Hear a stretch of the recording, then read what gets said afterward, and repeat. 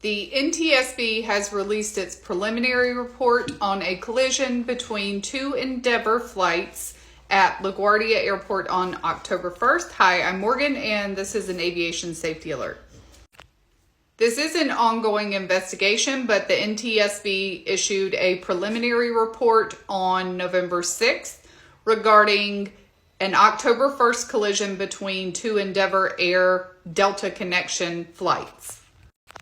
The two flights were Flight 5155 and 5047, and this happened at LaGuardia Airport.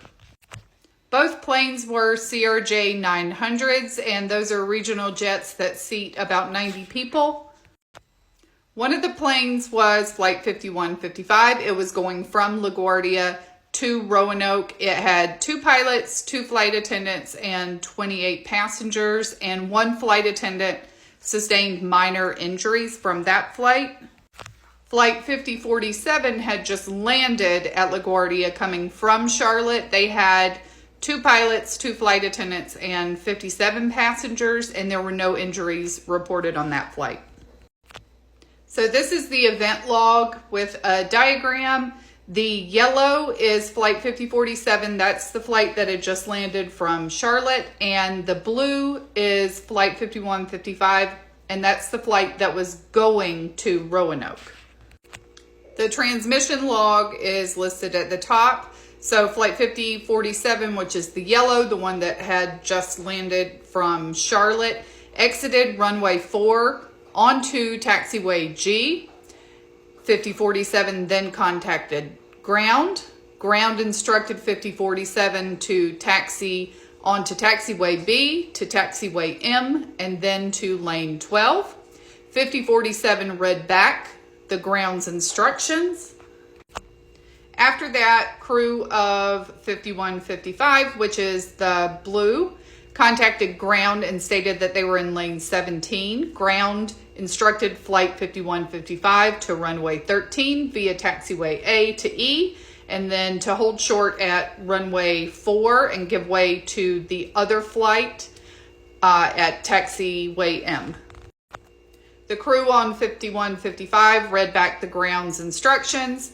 Ground provided a new departure frequency to 5155.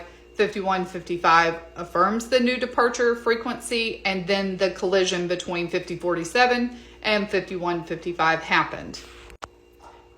The crew from 5047 then requested emergency vehicles to taxiway M, and that is the yellow.